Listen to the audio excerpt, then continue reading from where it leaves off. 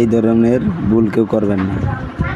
আপনারা যে সকল গরিব মানুষ আছে কিংবা দিন আনে দিন খায়, তারা কি করতো দেখেন, এই যে ওনারা গোস্ত দিছে, এই যে হাড্ডি আর এই যে চর্বি, এগুলো সব চর্বি, ঠিক আছে। আর এই যে লগে পাশে এগুলো সব তেল। আর এই যে কয়েক টুকরা গোস্ত দেখতে পারতেছেন আপনারা, এই যে এখানে কয়েক টুকরা গোস্ত, এই গোস্তের ভিতরে আবার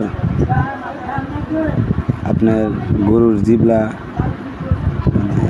600 গ্রামের কমও মনে করেন যে 600 গ্রাম আর তেল আর হাড্ডি 1 কেজি গোছের ভিতরে। আর এই যে সব জিবলা, গরুর জিবলা, আর দুই টুকরা 3 টুকরা করে আর এই সব ফ্যাপসা, এই যে দেখুন এগুলো সব ফ্যাপসা। তো মানুষ কতটুক ইমানদার, তার ইমান এই জায়গাতেই দেখা যায়।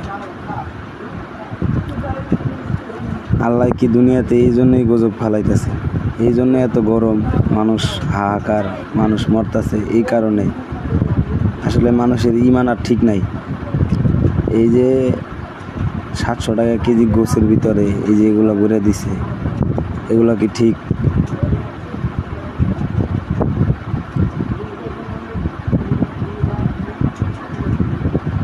এই জন্য ভাই দেখে শুনে গোছ কিনবেন। এই যে এগুলো সব জিবলা, এইসব জিবলা, আর এই যে ফ্যাপসা, মানে গোছ কই, গোছই তো নাই।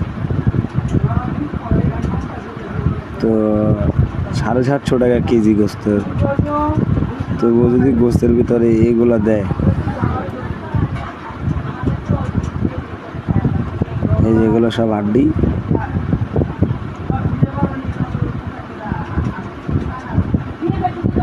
ভিডিওটা সবাই শেয়ার করবেন ভাই, ভিডিওটা শেয়ার করে অন্যদেরকে দেখার সুযোগ করে দিন।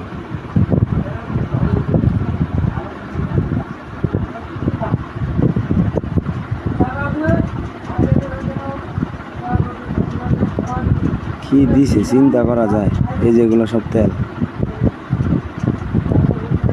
এটা আবার ভাবুন তো, যার গোস্ত কেনার সামর্থ্য নাই, সে যদি কিনতো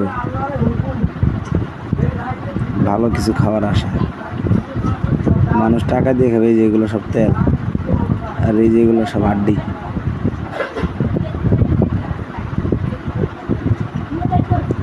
আল্লাহ এদেরকে হিদায়াত দান করুক।